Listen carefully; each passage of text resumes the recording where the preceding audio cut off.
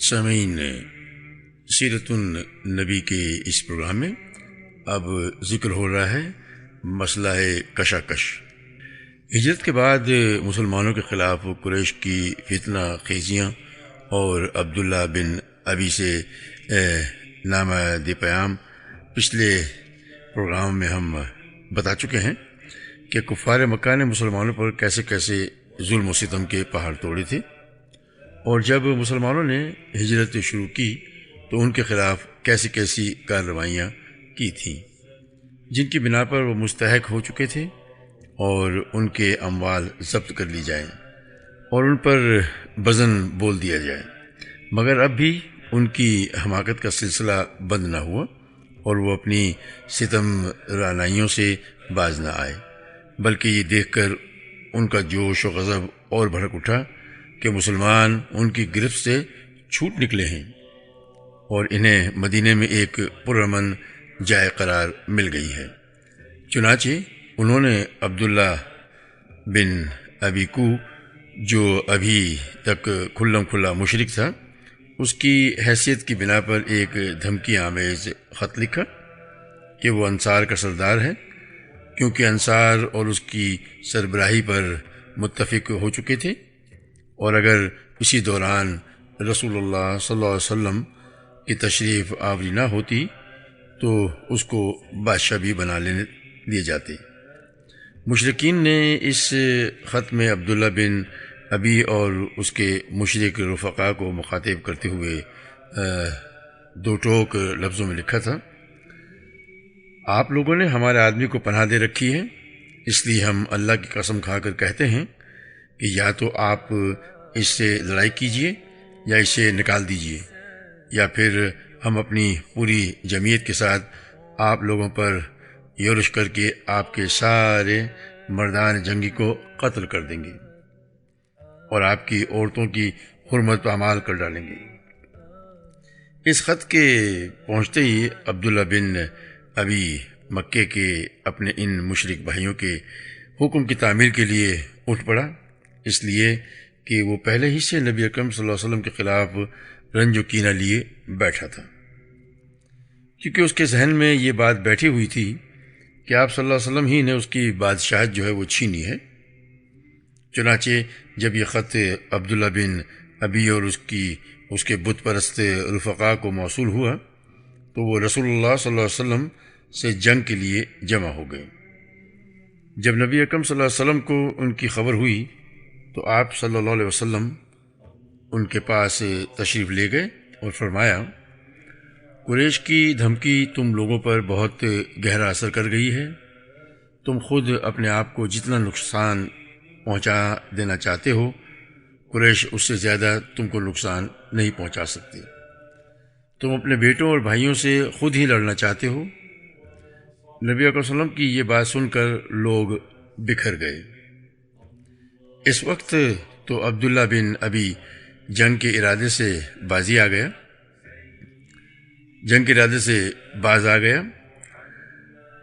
کیونکہ اس کے ساتھی ڈھیلے پڑ گئے تھے یا بات ان کی کچھ سمجھ میں آ گئی تھی، لیکن حقیقت میں قریش کے ساتھ اس کے روابط در پر وہ قائم رہے، کیونکہ مسلمان اور مشرکین کے درمیان شر و فساد کا کوئی موقع وہ ہاتھ سے جانے نہ دینا چاہتے تھے۔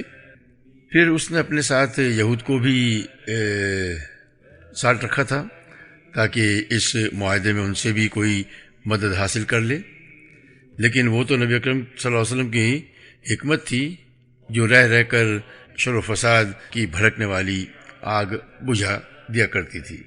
مسلمانوں پر مسجد حرام کا دروازہ بند کیے جانے کا اعلان۔ اس کے بعد حضرت سعد بن معاذ رضی اللہ تعالیٰ عنہ عمرہ کے لیے مکہ گئے اور امیہ بن خلف کے مہمان ہوئے۔ انہوں نے امیہ سے کہا: میرے لیے کوئی خلوت کا وقت دیکھو، ذرا میں بیت اللہ کا طواف کر لوں۔ امیہ دوپہر کے قریب انہیں لے کر نکلا تو ابو جہل سے ملاقات ہو گئی۔ اس نے آپ کو مخاطب کر کے کہا: ابو سفیان، تمہارے ساتھ یہ کون ہے؟ امیہ نے کہا یہ سعد ہیں۔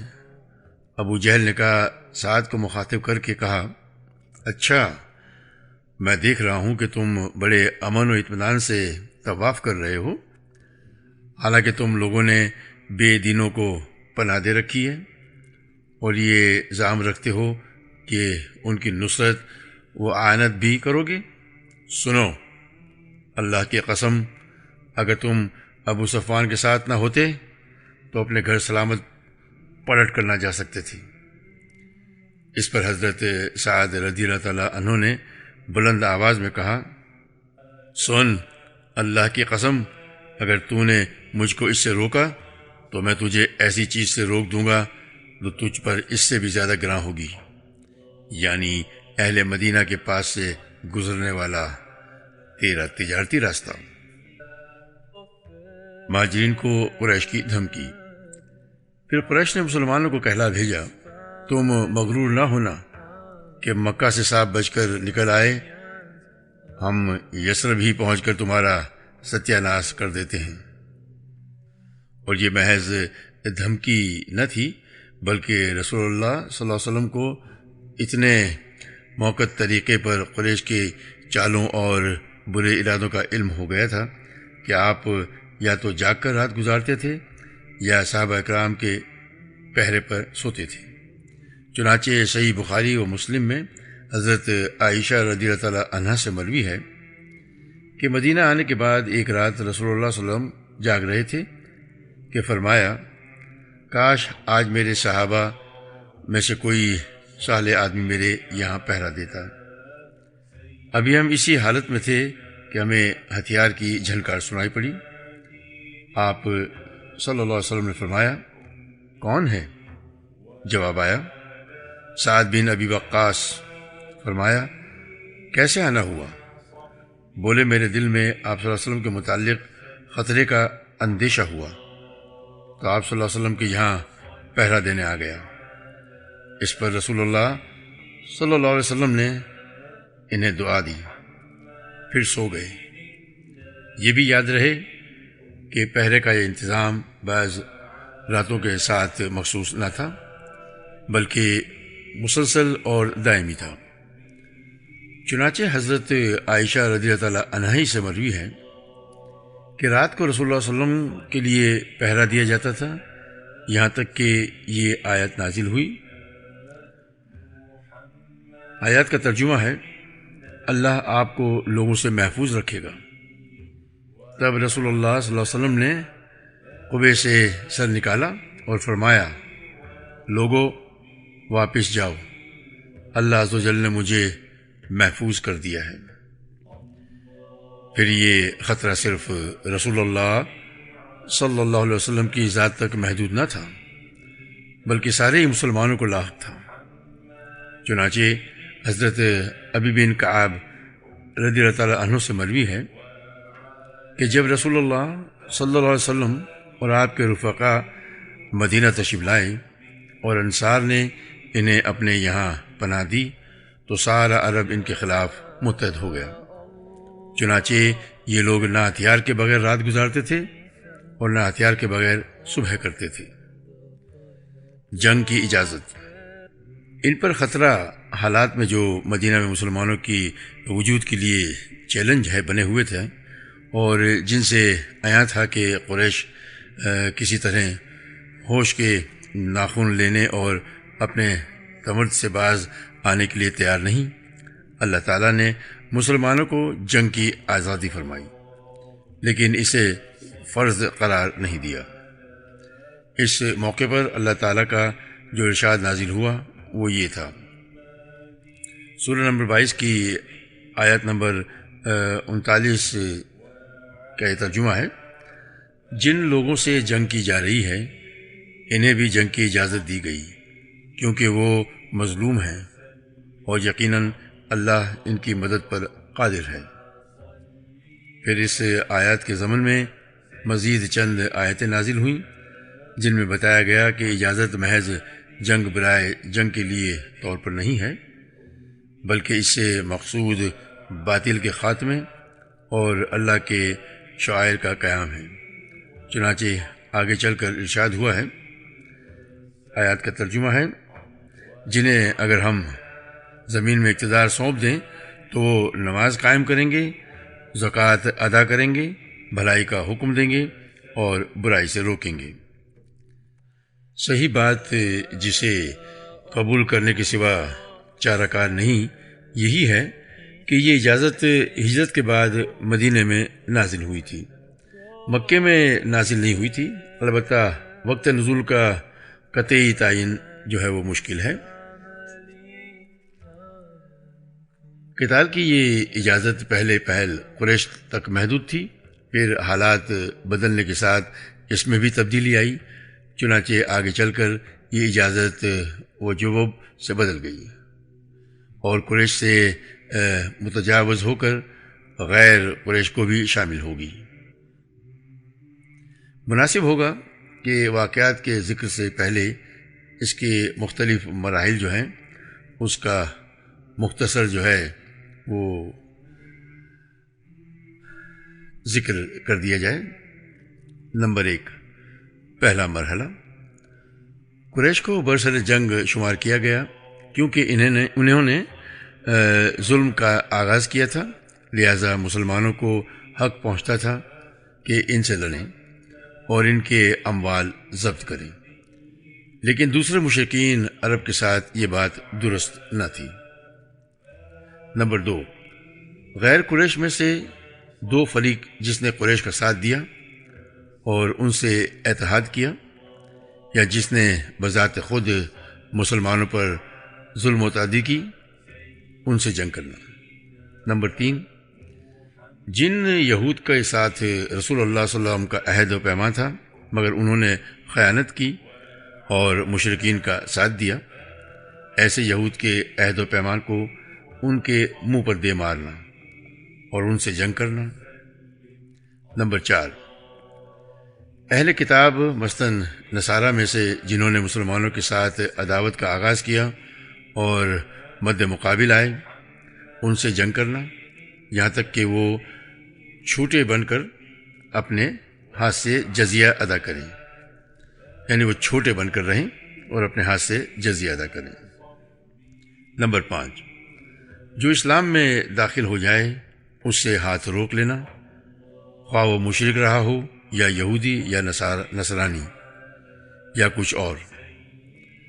اب ان کی جان یا مال سے اسلام کے حق کے مطابق ہی تعرض کیا جا سکتا ہے اور ان کے باطن کا حساب اللہ پر ہے۔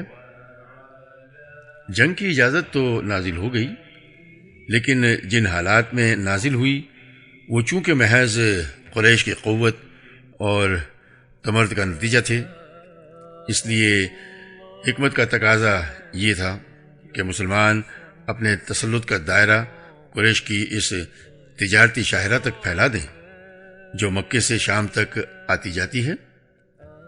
اسی لیے رسول اللہ صلی اللہ علیہ وسلم نے تسلط کے اس پھیلاؤ کے لیے دو منصوبے اختیار کیے۔ ایک منصوبہ جو قبائل اس شاہراہ کے ارد گرد اس شاہراہ سے مدینہ تک کی درمیانی علاقے میں آباد تھے، ان کے ساتھ حلف یعنی دوستی و تعاون اور جنگ نہ کرنے کا معاہدہ۔ دوسرا منصوبہ اس شاہراہ پر گشتی دستے بھیجنا۔ پہلے منصوبے کے ضمن میں یہ واقعہ قابل ذکر ہے کہ پچھلے پروگرام میں یہود کے ساتھ کیے گئے جس معاہدے کی تفصیل ہم کر چکے ہیں، تفصیل ہم بتا چکے ہیں، آپ صلی اللہ علیہ وسلم نے عسکری مہم شروع کرنے سے پہلے اسی طرح کی دوستی و تعاون اور عدم جنگ کا ایک معاہدہ قبیلہ جبینہ کے ساتھ بھی کیا۔ ان کی آبادی مدینے سے 3 مرلے پر 45 یا 50 فاصلے پر واقع تھی۔ اس کے علاوہ طلایہ گردی کے دوران بھی آپ صلی اللہ علیہ وسلم نے متعدد معاہدے کیے جن کا ذکر آئندہ کے پروگراموں میں آئے گا۔ دوسرا منصوبہ یہ سرایہ اور غزوات سے تعلق رکھتا ہے، یعنی چھوٹی جنگیں اور بڑی جنگوں سے۔ جس کی تفصیلات ابھی آ رہی ہے۔ جنگ کی اجازت نازل ہونے کے بعد ان دونوں منصوبوں کے نفاذ کے لیے مسلمانوں کی عسکری مہمات کا سلسلہ عملاً شروع ہو گیا۔ طلایہ گردی کی شکل میں فوجی دستے گشت کرنے لگے۔ اس کا مقصود وہی تھا جس کی طرف اشارہ کیا جا چکا ہے کہ مدینہ کے گرد و پیش کے راستوں پر عموماً اور مکے کے راستے پر خصوصاً نظر رکھی جائے اور اس کے احوال کا پتہ لگایا جاتا رہے، اور ساتھ ہی ان راستوں پر واقع قبائل سے معاہدے کیے جائیں اور یثرب کے مشرکین و یہود اور آس پاس کے بدوؤں کو یہ احساس دلایا جائے کہ مسلمان طاقتور ہیں اور اب انہیں اپنی کمزوری سے نجات مل چکی ہے۔ نیز قریش کو ان کی ایجاتیش اور تیہور کے خطرناک نتیجے سے ڈرایا جائے تاکہ جس حماقت کی دلدل میں وہ اب تک دھنسے چلے جا رہے تھے اس سے نکل کر ہوش کے ناخن لیں اور اپنے اقتصاد اور اسباب معیشت کو خطرے میں دے کر صلح کی طرف مائل ہو جائیں، اور مسلمانوں کے گھروں میں گھس کر ان کے خاتمے کے جو عزائم رکھتے ہیں اور اللہ کی راہ میں جو رکاوٹیں کھڑی کر رہے ہیں اور مکے کے کمزور مسلمانوں پر جو ظلم و ستم ڈھا رہے ہیں ان سب سے باز آ جائیں اور مسلمان جزیرۃ العرب میں اللہ کا پیغام پہنچانے کے لیے آزاد ہو جائیں۔ ان سرایا اور غزوات کی مختصر تفصیل جو ہے وہ یہ ہے۔ نمبر 1، سریہ سیف البحر، رمضان کا مہینہ، پہلی ہجری اور بمطابق مارچ کا مہینہ، سن 623 عیسوی۔ رسول اللہ صلی اللہ علیہ وسلم نے حضرت حمزہ بن عبد المطلب کو اس سریے کا امیر بنایا اور 30 مہاجرین کو ان کے زیر کمان شام سے آنے والی ایک قریشی قافلے کو پتہ لگانے کے لیے روانہ فرمایا۔ اس قافلے میں 300 آدمی تھے جن میں ابو جہل بھی تھا۔ مسلمان عائس کے اطراف میں ساحل سمندر کے پاس پہنچے تو قافلے کا سامنا ہو گیا اور فریقین جنگ کے لیے سفارہ ہو گئے، لیکن قبیلہ جبینہ کے سردار مجدی بن عمر نے جو فریقین کا حلیف تھا اور دوڑ دھوپ کر کے جنگ نہ اس نے ہونے دی۔ حضرت حمزہ رضی اللہ تعالیٰ عنہ کا یہ جھنڈا پہلا جھنڈا تھا جسے رسول اللہ صلی اللہ علیہ وسلم نے اپنے دست مبارک سے باندھا تھا۔ اس کا رنگ سفید تھا۔ اس کے علمبردار حضرت ابو مرثد کناز بن حسین غنوی رضی اللہ تعالیٰ عنہ تھے۔ نمبر 2، سریہ رابغ، شوال کا مہینہ، پہلی ہجری، اپریل کا مہینہ اور سن 623 عیسوی۔ رسول اللہ صلی اللہ علیہ وسلم نے حضرت عبیدہ بن حارث بن عبد المطلب رضی اللہ تعالیٰ عنہ کو مہاجرین کے ساتھ 60 سواروں کا رسالہ دے کر روانہ فرمایا۔ رابغ کو وادی میں ابو سفیان سے سامنا ہوا۔ اس کے ساتھ 200 آدمی تھے۔ فریقین نے ایک دوسرے پر تیر چلائے لیکن اس سے آگے کوئی جنگ نہ ہوئی۔ اس سریے میں مکی لشکر کے 2 آدمی مسلمانوں سے آ ملے، ایک حضرت مقداد بن عمر البحرانی اور دوسرے عنیہ بن ازوان المازی رضی اللہ تعالیٰ عنہما۔ یہ دونوں مسلمان تھے اور کفار کے ساتھ نکلے ہی اسی مقصد سے تھے کہ اس طرح مسلمانوں سے جا ملیں گے۔ حضرت ابو عبیدہ رضی اللہ تعالیٰ عنہ کا علم سفید تھا، یعنی جھنڈا سفید تھا، اور علم بردار حضرت مشتاح بن اثاثہ بن مطلب بن عبد مناف تھے۔ نمبر 3، سریہ خرار، ذی القعدہ پہلی ہجری، مئی کا مہینہ، سن 623 عیسوی۔ رسول اللہ صلی اللہ علیہ وسلم نے اس سریے کا امیر حضرت سعد بن ابی وقاص کو مقرر فرمایا اور انہیں 20 آدمیوں کی کمان دے کر قریش کے ایک قافلے کا پتہ لگانے کے لیے روانہ فرمایا، اور یہ تاکید فرما دی کہ خرار سے آگے نہ بڑھیں، اور یہ لوگ پیدل روانہ ہوئے رات کو سفر کرتے اور دن میں چھپے رہتے تھے۔ 5ویں روز صبح حرار پہنچے تو معلوم ہوا کہ قافلہ ایک دن پہلے جا چکا ہے۔ اس سریے کا علم سفید تھا اور علم بردار حضرت مقداد بن عمر تھے۔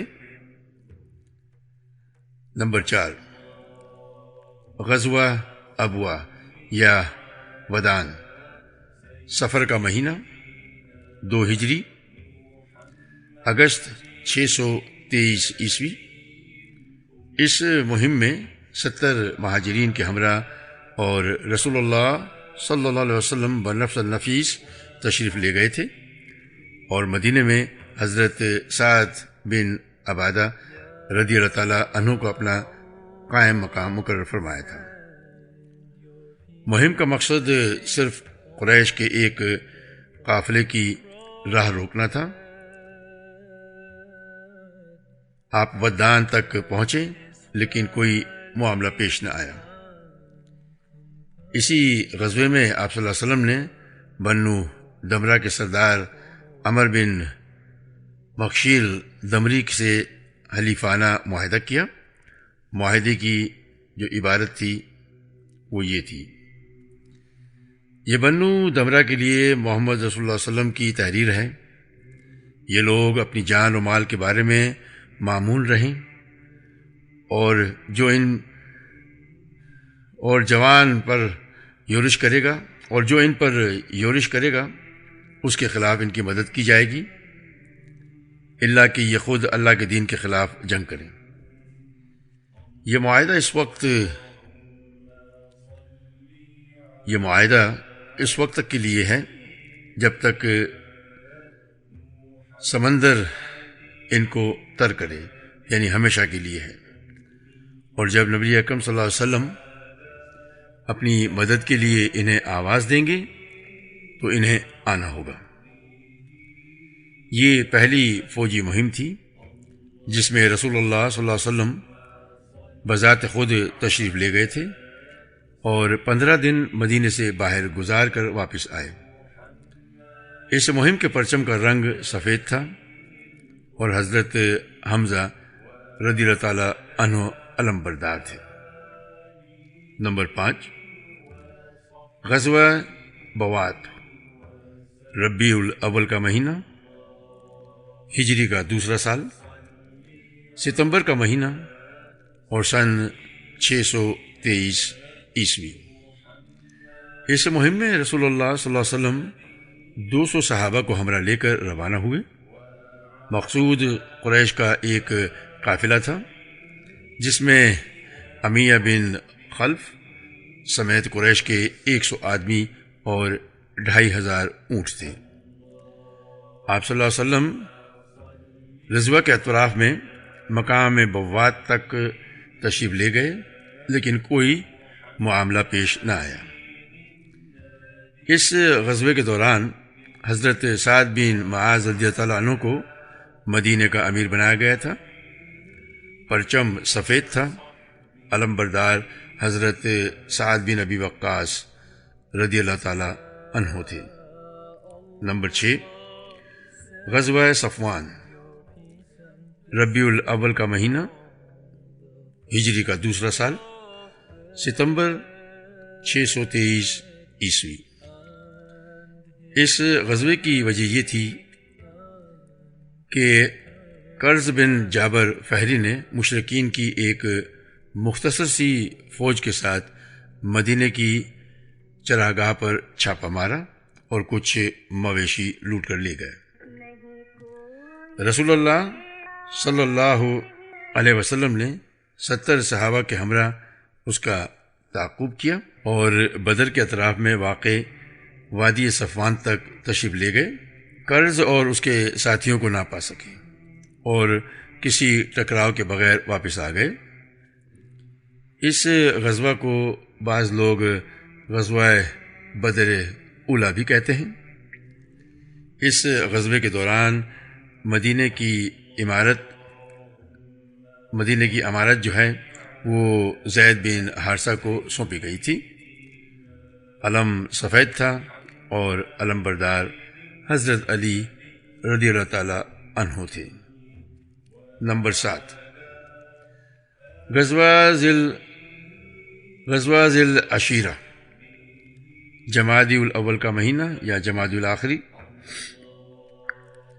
ہجری کا دوسرا سال، نومبر یا دسمبر سن 623 عیسوی۔ اس مہم میں رسول اللہ صلی اللہ علیہ وسلم کے ہمراہ 150 یا 200 مہاجرین تھے، لیکن آپ صلی اللہ علیہ وسلم نے کسی کو روانگی پر مجبور نہیں کیا تھا۔ سواری کے لیے صرف 30 اونٹ تھے، اس لیے لوگ باری باری سوار ہوتے تھے۔ مقصود قریش کا ایک قافلہ تھا جو ملک شام جا رہا تھا اور معلوم ہوا تھا کہ یہ مکے سے چل چکا ہے۔ اس قافلے میں خاصا مال تھا۔ آپ صلی اللہ علیہ وسلم اس کی طلب میں ذو العشیرہ تک پہنچے، لیکن آپ صلی اللہ علیہ وسلم کے پہنچنے سے کئی دن پہلے ہی قافلہ جا چکا تھا۔ یہ وہی قافلہ ہے جسے شام سے واپسی پر نبی اکرم صلی اللہ علیہ وسلم نے گرفتار کرنا چاہا تو یہ قافلہ بچ نکلا، لیکن جنگ بدر جو ہے وہ پیش آ گئی۔ اس مہم پر ابن اسحاق کے بقول رسول اللہ صلی اللہ علیہ وسلم جمادی الاولیٰ کے اواخر میں روانہ ہوئے اور جمادی الآخر میں واپس آئے۔ غالباً یہی وجہ ہے کہ اس غزوے کے مہینے کی تعین میں اہل سیرہ جو ہے ان کا اختلاف ہے۔ اس غزوے میں رسول اللہ صلی اللہ علیہ وسلم نے بنو مدلج اور ان کے حلیف بنو دمرہ سے عدم جنگ کا معاہدہ کیا۔ ایام سفر میں مدینہ کی سربراہی کا کام حضرت ابو سلمہ بن عبد الاسد مخزومی رضی اللہ تعالیٰ عنہ نے انجام دیا۔ اس دفعے بھی پرچم سفید تھا اور علمبردار حضرت حمزہ رضی اللہ تعالیٰ عنہ تھے۔ نمبر 8، سریہ نخلہ، رجب کا مہینہ، ہجری کا دوسرا سال، جنوری کا مہینہ اور سن 624 عیسوی۔ اس مہم پر رسول اللہ صلی اللہ علیہ وسلم نے حضرت عبداللہ بن جعش کی سرکردگی میں 12 مہاجرین کا ایک دستہ روانہ فرمایا۔ ہر 2 آدمیوں کے لیے ایک اونٹ تھا جس پر باری باری دونوں سوار ہوتے تھے۔ دستے کے امیر کو رسول اللہ صلی اللہ علیہ وسلم نے ایک تحریر لکھ کر دی تھی اور ہدایت فرمائی تھی کہ 2 دن سفر کر لینے کے بعد ہی اسے دیکھیں گے۔ چنانچہ 2 دن کے بعد حضرت عبداللہ نے تحریر دیکھی تو اس میں درج تھا، جب تم میری یہ تحریر دیکھو تو آگے بڑھتے جاؤ یہاں تک کہ مکہ اور طائف کے درمیان نخلا میں اترو اور وہاں قریش کے ایک قافلے کی گھات میں لگ جاؤ اور ہمارے لیے اس کی خبروں کا پتہ لگاؤ۔ انہیں سمع و اطاعت کہا اور اپنے رفقا کو اس کی اطلاع دیتے ہوئے فرمایا کہ میں کسی پر جبر نہیں کرتا، جسے شہادت محبوب ہو وہ اٹھ کھڑا ہو اور جسے موت ناگوار ہو وہ واپس چلا جائے۔ باقی رہا میں تو میں بہرحال آگے جاؤں گا۔ اس پر سارے ہی رفقا اٹھ کھڑے ہوئے اور منزل مقصود کے لیے چل پڑے۔ البتہ راستے میں سعد بن ابی وقاص اور عتبہ بن غزوان کا اونٹ غائب ہو گیا، جس پر یہ دونوں بزرگ باری باری سفر کر رہے تھے، اس لیے دونوں پیچھے رہ گئے۔ حضرت عبداللہ بن جہش رضی اللہ تعالیٰ عنہ نے طویل مسافت طے کر کے نخلہ میں نزول فرمایا۔ وہاں سے قریش کا ایک قافلہ گزرا جو کشمش، چمڑے اور سامان تجارت لیے ہوئے تھا۔ قافلے میں عبداللہ بن مغیرہ کے 2 بیٹے عثمان اور نوفل اور عمر بن حدری اور حکیم بن کسان موا مغیرہ تھے۔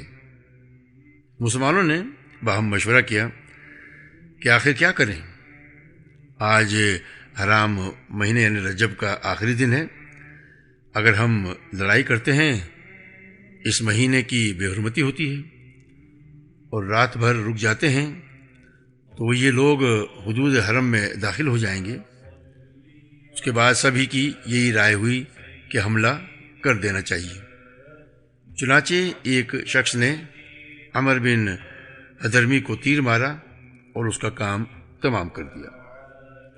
باقی لوگوں نے عثمان اور حکیم کو گرفتار کر لیا، البتہ نوفل جو تھا وہ بھاگ نکلا۔ اس کے بعد یہ لوگ دونوں قیدیوں اور سامان قافلے کو لیے ہوئے مدینہ پہنچے۔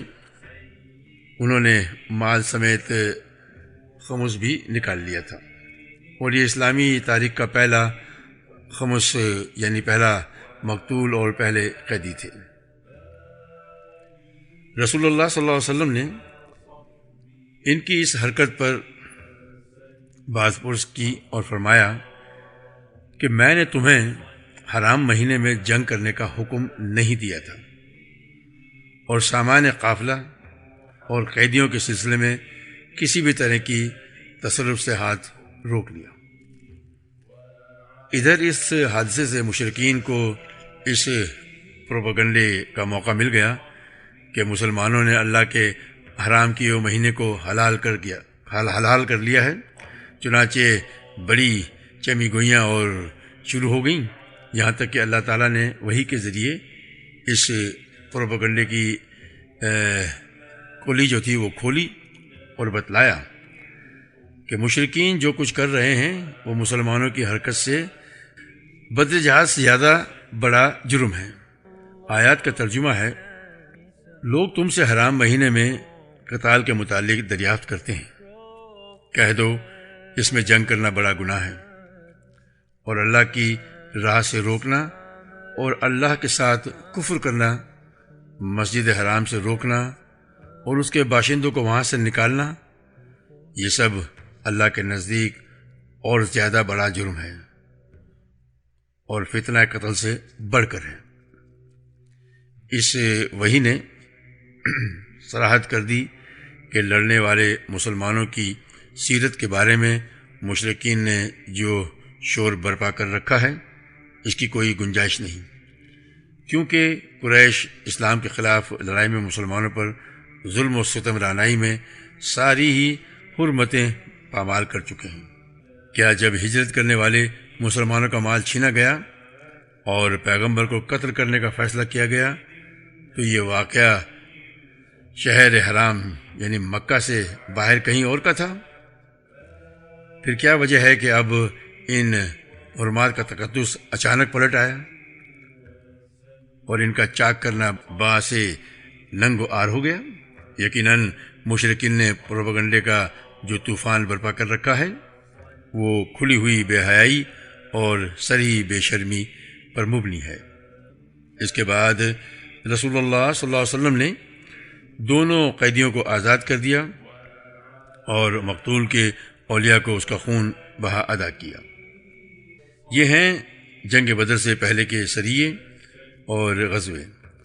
ان میں سے کسی میں بھی لوٹ مار اور قتل و غارت گری کی نوبت نہیں آئی جب تک کہ مشرکین نے قرظ بن جابر فہری کی قیادت میں ایسا نہیں کیا۔ اس لیے اس کی ابتدا بھی مشرکین ہی کی جانب سے ہوئی تھی، جبکہ اس سے پہلے بھی وہ طرح طرح کی ستم رانائیوں کا ارتکاب کر چکے تھے۔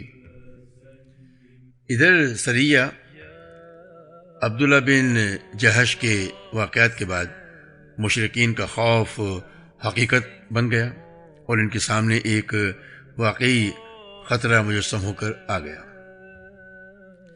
انہیں جس پھندے میں پھنسنے کا اندیشہ تھا اس میں اب وہ واقعی پھنس چکے تھے۔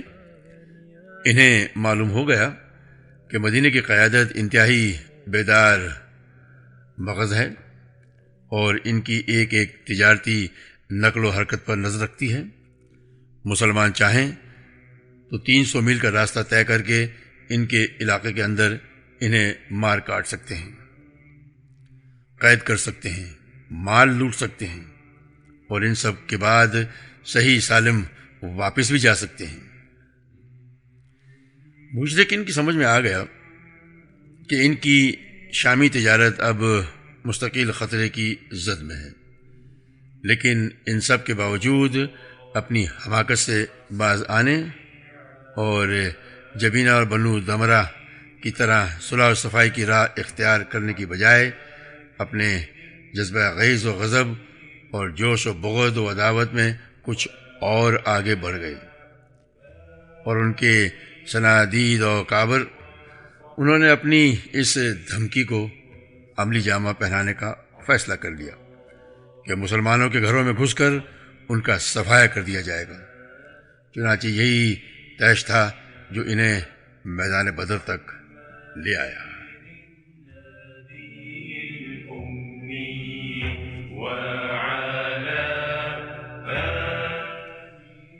باقی رہے مسلمان تو اللہ تعالیٰ نے حضرت عبداللہ بن جہش رضی اللہ عنہ کے سریے کے بعد شعبان کے مہینے میں یعنی 2 ہجری میں ان پر جنگ فرض قرار دے دی، اور اس سلسلے میں کئی واضح آیات جو ہیں وہ نازل فرمائی، جن کا ترجمہ ہے: اللہ کی راہ میں ان سے جنگ کرو جو تم سے جنگ کرتے ہیں، اور حد سے آگے نہ بڑھو، یقیناً اللہ حد سے آگے بڑھنے والوں کو پسند نہیں کرتا، اور انہیں جہاں پاؤ قتل کرو، اور جہاں سے انہوں نے تمہیں نکالا ہے ہاں وہاں سے تم بھی انہیں نکال دو، اور فتنہ قتل سے زیادہ سخت ہے، اور ان سے مسجد حرام کے پاس قتال نہ کرو یہاں تک کہ وہ تم سے مسجد حرام میں قتال کریں، بس اگر وہ وہاں قتال کریں تو تم وہاں بھی انہیں قتل کرو۔ کافروں کی جزا ایسی ہی ہے، پس اگر وہ باز آ جائیں تو بے شک اللہ غفور الرحیم ہے، اور ان سے لڑائی کرو یہاں تک کہ فتنہ نہ رہے اور دین اللہ کے لیے ہو جائے، پس اگر وہ باز آ جائیں تو کوئی تعدی نہیں ہے مگر ظالموں ہی پر۔ اس کے بعد جلد ہی دوسری نوع کی آیات نازل ہوئیں جن میں جنگ کا طریقہ بتایا گیا اور اس کی ترغیب دی گئی، اور بعض امکانات بھی بیان کیے گئے۔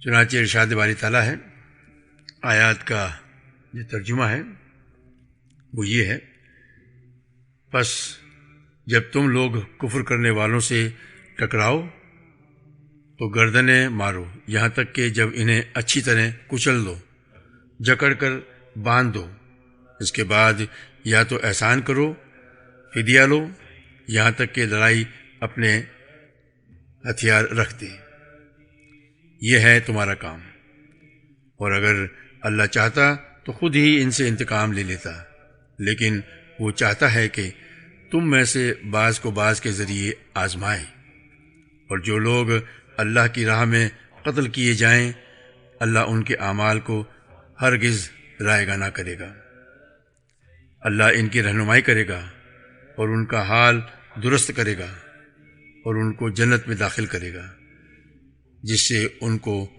واقف کر چکا ہے۔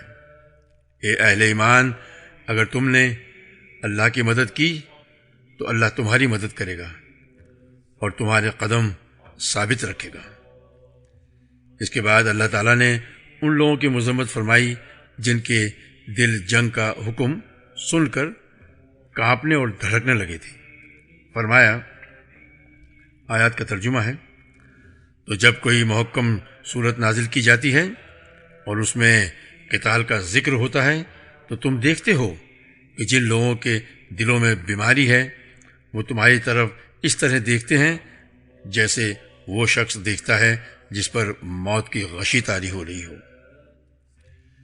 حقیقت یہ ہے کہ جنگ کی فردیت اور ترغیب اور اس کی تیاری کا حکم حالات کے تقاضے کے عین مطابق تھا، حتیٰ کہ اگر حالات پر گہری نظر رکھنے والا کوئی کمانڈر ہوتا تو وہ بھی اپنی فوج کو ہر طرح کے ہنگامی حالات کا فوری مقابلہ کرنے کے لیے تیار رہنے کا حکم دیتا۔ لہذا پروردگار برتر کیوں نہ ایسا حکم دیتا جو ہر کھلی اور ڈھکی بات سے واقف ہے۔ حقیقت یہ ہے کہ حالات حق و باطل کے درمیان ایک خون ریز اور فیصلہ کن معرکے کا تقاضا کر رہی تھی، خصوصاً سریہ عبداللہ بن جہش کے بعد، جو کہ مشرکین کی غیرت و حمیت پر ایک سنگین ضرب تھی اور جس نے انہیں کباب و سیخ بنا رکھا تھا۔ احکام جنگ کے آیات کی سیاق و سباق سے اندازہ ہوتا تھا کہ خون ریزی معرکے کا وقت قریب ہے اور اس میں آخری فتح و نصرت مسلمانوں ہی کو نصیب ہوگی۔ آپ اس بات پر نظر ڈالنے کے لیے اللہ تعالیٰ نے کس طرح مسلمانوں کو حکم دیا کہ جہاں سے مشرکین نے تمہیں نکالا ہے اب تم بھی وہاں سے انہیں نکال دو۔ پھر کس طرح اس نے قیدیوں کے باندھنے اور مخالفین کو کچل کر سلسلہ جنگ کو خاتمے تک پہنچانے کی ہدایت دی ہے، جو ایک غالب اور فاتح فوج سے تعلق رکھتی ہے۔ یہ اشارہ تھا کہ آخری غلبہ مسلمانوں کو ہی کو نصیب ہوگا، لیکن یہ بات پردوں اور اشاروں میں بتائی گئی تاکہ جو شخص جہاد فی سبیل اللہ کے لیے جتنی گرم جوشی رکھتا ہے اس کا عملی مظاہرہ بھی کر سکے۔ پھر انہی دنوں شعبان 2 ہجری یعنی فروری 624 عیسوی میں اللہ تعالیٰ نے حکم دیا کہ قبلہ بیت المقدس کی بجائے خانہ کعبہ کو بنایا جائے اور نماز میں اسی طرف رخ پھیرا جائے۔ اس کا فائدہ ہوا کہ کمزور اور منافق یہود جو مسلمانوں کی صف میں محض اضطراب اور انتشار پھیلانے کے لیے داخل ہو گئے تھے، کھل کر سامنے آ گئے اور مسلمانوں سے علیحدہ ہو کر اپنی اصلی حالت پر واپس چلے گئے، اور اس طرح مسلمانوں کی صفیں بہت سے غداروں اور خیانت گوشوں سے پاک ہو گئیں۔ تحویل قبیلہ میں اس طرف بھی ایک لطیف اشارہ تھا کہ اب ایک نیا دور شروع ہو رہا ہے جو اس قبلے پر مسلمانوں کے قبضے سے پہلے ختم نہ ہوگا، کیونکہ یہ بڑی عجیب بات ہوگی کہ کسی قوم کا قبلہ اس کے دشمنوں کے قبضے میں ہو، اور اگر ہے تو پھر ضروری ہے کہ کسی نہ کسی دن اسے آزاد کرایا جائے۔ ان احکام اور اشاروں کے بعد مسلمانوں کی نشاط میں مزید اضافہ ہوگا اور ان کے جہاد فی سبیل اللہ کے جذبات اور دشمن سے فیصلہ کن ٹکر لینے کی آرزو کچھ اور بڑھ جائے گی انشاءاللہ۔